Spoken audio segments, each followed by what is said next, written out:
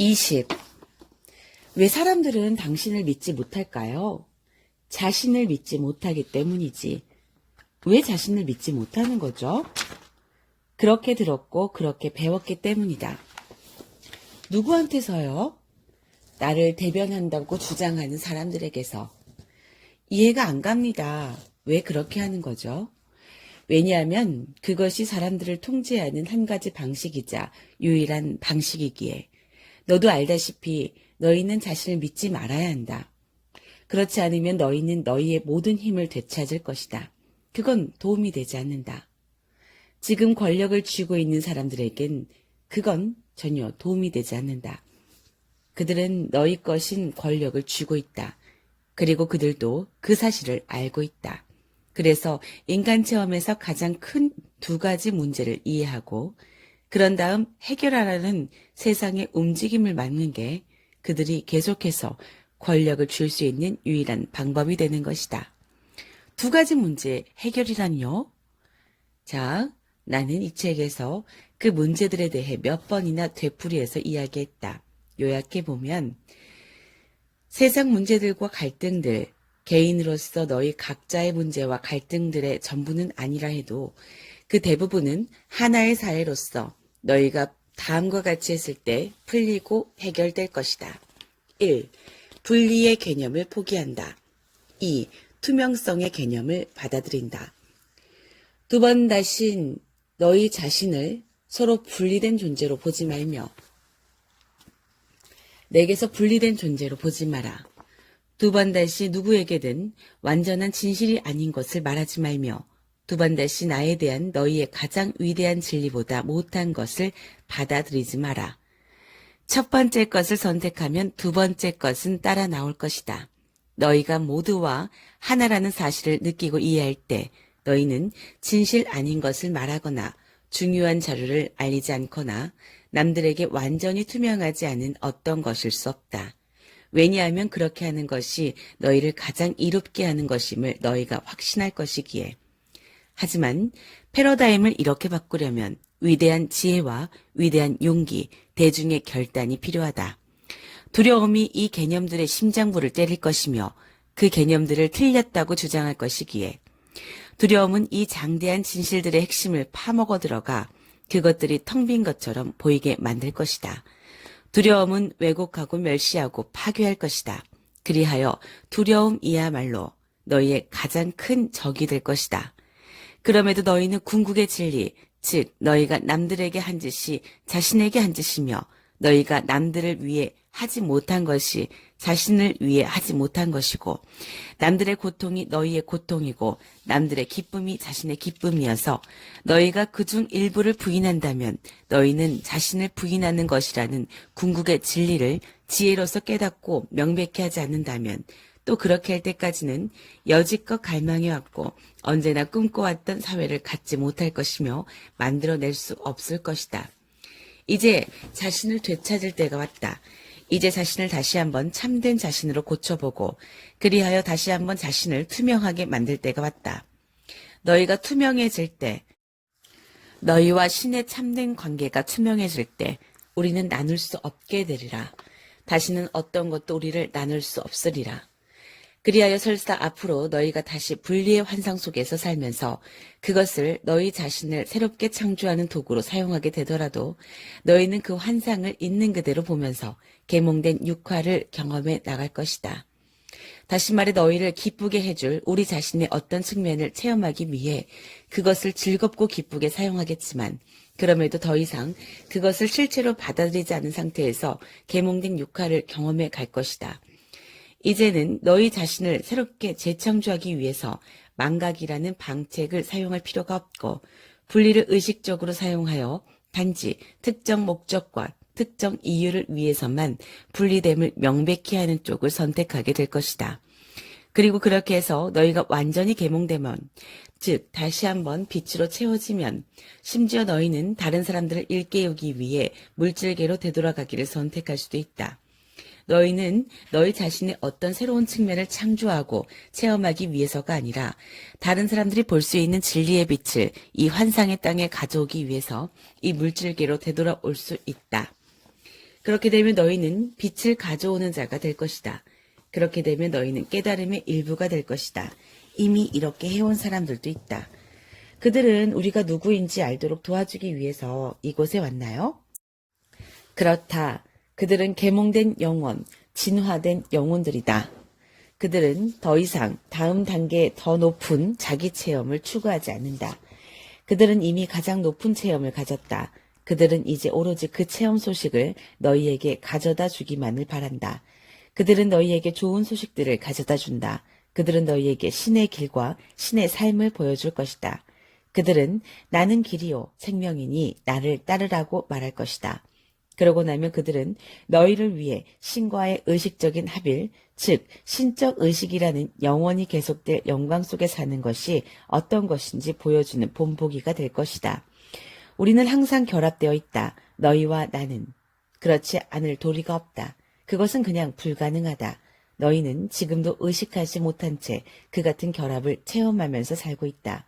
하지만 육체를 지니고 살면서도 존재 전체와 의식적으로 결합하고 궁극의 진리를 의식적으로 깨달으며 참된 자신을 의식적으로 표현할 수 있다. 너희가 이렇게 할 때 너희는 다른 모든 사람들, 여전히 망각 속에서 사는 다른 사람들을 위한 본보기가 될 것이다. 너희는 살아있는 깨우치는 자가 된다. 그리고 이렇게 함으로써 너희는 다른 사람들이 망각 속에서 영원히 길을 잃지 않도록 구해준다. 망각 속에서 영원히 길을 잃는 것, 이것이 바로 지옥이다. 하지만 나는 그렇게 되도록 내버려 두지 않을 것이다. 나는 단 한 마리의 양도 길을 잃게 내버려 두지 않을 것이니 목자를 보내리라. 나는 많은 목자를 보내리라. 그리고 너 자신도 그들 중 한 명이 되길 선택할 수 있다. 그리고 네가 그들의 선잠에서 영혼들을 깨어나게 할 때 다시 한번 자신들이 누구인지 일깨울 때 하늘의 모든 천사들이 이 영혼들을 위해 기뻐하리라. 한때 잃어버렸던 그들을 이제 다시 찾았기에. 지금 이 순간 우리 지구에도 이 같은 사람들, 신성한 존재들이 있다는 거군요. 제 말이 맞지요? 과거에만이 아니라 지금 이 순간에도요. 그렇다. 그런 사람들은 언제나 있어 왔고 앞으로도 항상 있을 것이다. 나는 너희를 스승도 없이 내버려 두지 않을 것이다. 나는 양떼들을 버리지 않을 것이니 언제나 그 뒤를 이어 내 목자들을 보낼 것이다. 그래서 지금 이 순간에도 너희 행성에는 많은 목자들이 있다. 그리고 우주의 다른 부분들에서도 마찬가지고 이 존재들은 우주의 어떤 부분들에서 끊임없이 최고의 진리와 교류하고 최고의 진리를 표현하면서 함께 살고 있다. 이것들이 내가 말한 계몽된 사회들이다. 그것들은 존재하며 그것들은 실제한다. 그리고 그 사회들은 너희에게 그들의 밀사를 보내왔다. 부처와 크리슈나와 예수가 우주인이라는 말씀입니까? 그렇게 말한 건 너다. 내가 아니다. 사실입니까? 네가 이런 이야기를 들은 게 이번이 처음이냐? 아니요. 하지만 진짜로 그렇습니까? 너는 이 성각자들이 지구로 오기 전에 어딘가에서 존재하다가 소위 그들의 죽음 이후에 그곳으로 돌아갔다고 믿느냐? 네, 그렇습니다. 그렇다면 너는 그곳이 어디라고 생각하느냐? 저는 지금껏 그곳이 우리가 천국으로 부르는 곳이라고 생각해 왔습니다. 저는 그들이 천국에서 왔다고 생각했지요. 그렇다면 너는 이 천국이 어디에 있다고 생각하느냐? 모르겠습니다. 아마도 다른 영역에 있겠죠. 다른 세상? 네. 아, 알겠습니다. 하지만 저라면 그것을 영적 세계라고 불렀을 겁니다. 우리가 아는 식의 다른 세상, 다른 행성이 아니라요. 그것은 영적 세계이다. 하지만 무엇 때문에 너는 그 영혼들, 그 성령들이 우주의 다른 어딘가에는 살 수 없거나 살려 하지 않으리라고 생각하느냐? 그들이 너희 세상에 왔을 때 그랬듯이 말이다. 저는 한 번도 그냥 그런 식으로 생각하지 않았습니다. 저는 지금까지 이런 문제들을 그런 식으로는 한 번도 생각하지 않았습니다. 호레이쇼, 이 천지간에는 자네의 지혜로 상상할 수 있는 것보다 더 많은 것들이 있다네. 햄릿 제1막 5장 올기니.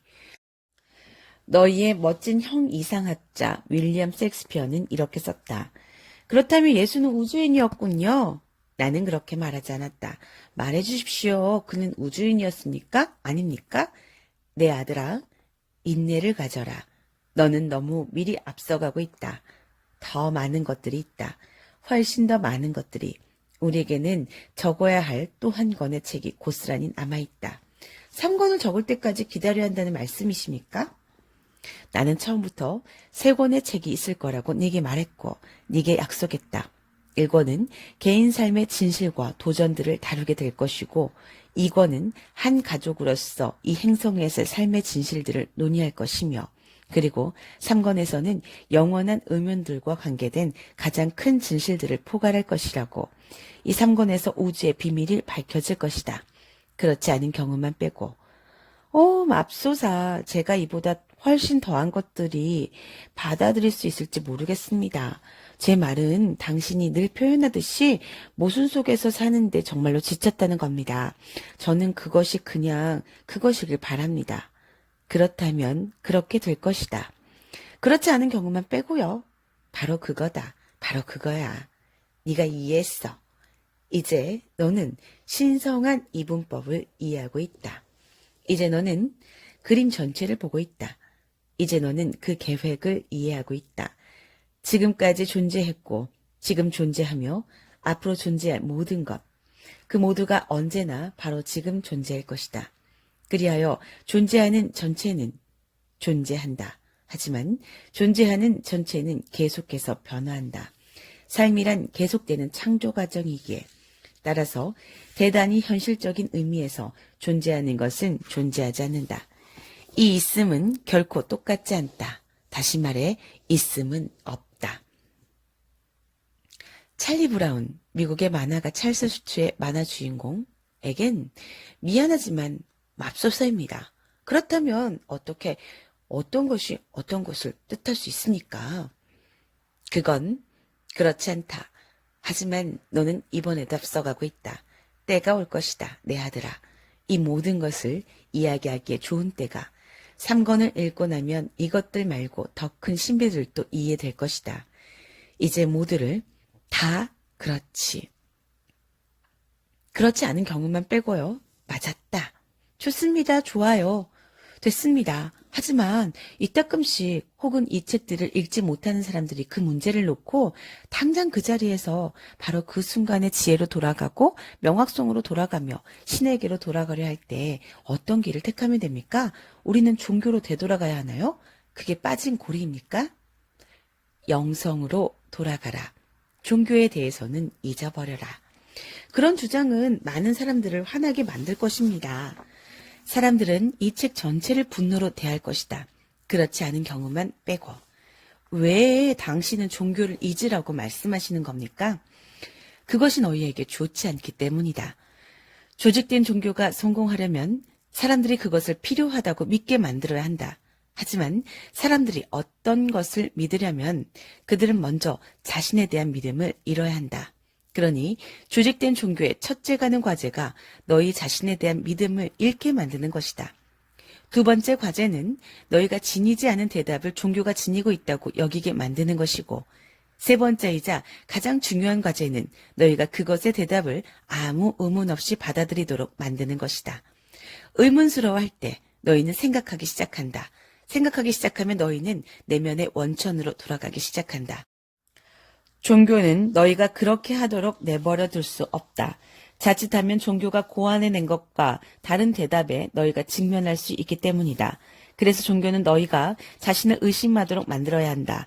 거침없이 생각할 수 있는 너희 자신의 능력을 의심하도록.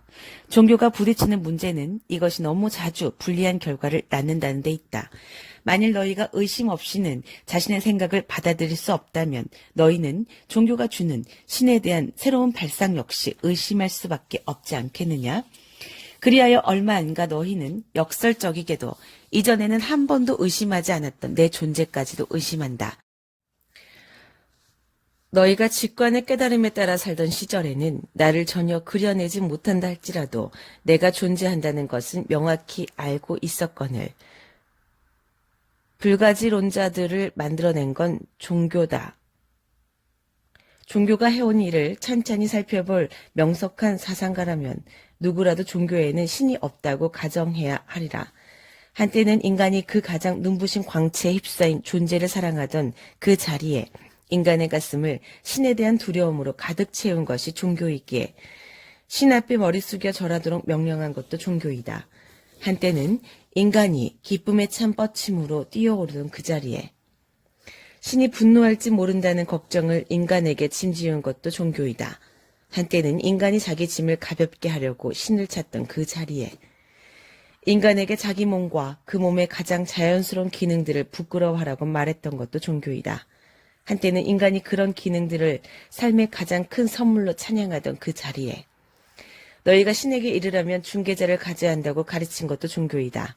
한때는 너희가 삶을 선하고 진실되게 살기만 하면 직접 신에게 이를 수 있다고 생각했던 그 자리에 그리고 인간들에게 신을 받들라고 명령한 것도 종교이다. 한때는 인간들이 그렇게 하지 않기란 불가능하기에 신을 받들었던 그 자리에 어디에서나 종교는 자신이 신의 대립물인 부조화를 만들어내고 있음을 경험했다. 종교는 인간을 신에게서, 인간을 인간에게서, 남자를 여자에게서 분리하여 실제로 몇몇 종교들은 신이 인간보다 뛰어나다고 주장하듯이 남자가 여자보다 뛰어나다고 말하고 있다. 인류의 절반에게 지금껏 떠맡겼던 역할들 중에서 가장 큰 익살극을 위한 무대를 설치해왔다. 내가 너희에게 이르노니 신은 인간보다 뛰어나지 않고 남자는 여자보다 뛰어나지 않다. 그것은 사물의 자연 질서가 아니다. 그것은 권력을 가진 사람들, 즉 남자들 모두가 남성 숭배 종교를 만들어냈을 때 원했던 방식일 뿐이다. 그 신성한 경전의 최종판에서 자료의 반을 체계적으로 잘라내고 그 나머지를 그들의 남성 중심 세계상이라는 주형에 맞게 뒤틀어 남성 숭배 종교를 만들어냈을 때 오늘날까지도 어쨌든 여자는 더 열등하며 어쨌든 하위 등급의 영적 시민이고 어쨌든 신의 말을 가르치고 신의 말을 설교하는 목회자가 되기에는 적합하지 않다고 주장하는 것들이 종교이다. 애들처럼 너희는 아직도 어느 성을 내 사제로 삼을지 정한 것이 나라는 억지를 부리고 있다. 너희에게 이르노니 너희 모두가 다 사제들이다. 너희 한 사람 한 사람 모두가 다른 사람보다 내 일을 하기에 더 적합하지 못한 사람이나 계급은 없다. 하지만 너희 남자들 중 다수는 너희 국가들과 아주 흡사하다. 권력에 굶주려 있는 그들은 권력을 함께 나누고 싶어 하지 않는다. 그냥 행사하기만 바란다. 그래서 그들은 자신들과 똑같은 종류의 신을 고안해냈다. 권력에 굶주린 신. 권력을 함께 나누지는 않고 그냥 그것을 행사하기만 바라는 신. 그러나 너희에게 이르노니 신의 가장 큰 선물은 신의 권능을 함께 나누는 것이다. 나는 너희를 나처럼 만들 것이다. 하지만 우리가 당신처럼 될 순 없어요. 그건 신에 대한 불경입니다. 불경이란 건 너희가 그렇다고 배워온 곳이다. 너희에게 이르노니 너희는 신의 형상대로 신과 닮은 꼴로 만들어졌다. 너희가 이곳에 온 것은 이 운명을 완수하기 위해서이다. 너희는 애쓰고 투쟁하고 결코 그곳에 이르지 못하기 위해서 이곳에 오지 않았다. 더구나 나는 너희가 완수할 수 없는 임무를 너희에게 지우지도 않았다. 신의 선함을 믿고 신이 만든 창조물인 신성한 너희 자신을 믿어라. 당신은 이 책 앞부분에서 제 관심을 끄는 이야기를 하셨던 적이 있습니다. 이제 책이 다 끝나가는 마당이긴 하지만 그 대목으로 다시 되돌아가고 싶군요. 당신은 절대 권력은 절대로 아무것도 요구하지 않는다고 하셨죠. 이건 신의 본성을 말하는 겁니까? 이제야 네가 이해했구나. 나는 신은 모든 것이고 무엇이든 된다. 신이 아닌 것은 아무것도 없다. 그리고 신은 자신에 대해 체험하는 모든 것을 너희에게서 너희로서 너희로 하여 체험한다고 말했다. 내 가장 순수한 형태에서 나는 절대자이다. 나는 절대 전부이며 따라서 나는 절대로 아무것도 필요로 하지 않고 원하지 않으며 요구하지 않는다. 나는 너희가 이 절대로 순수한 형태를 가지고 만들어내는 대로의 존재이다.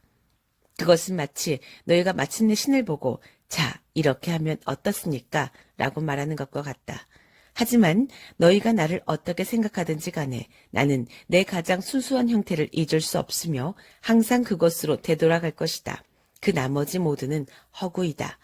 그것은 너희가 지어내고 있는 것이다. 나를 질투하는 신으로 만들려는 사람들이 있다.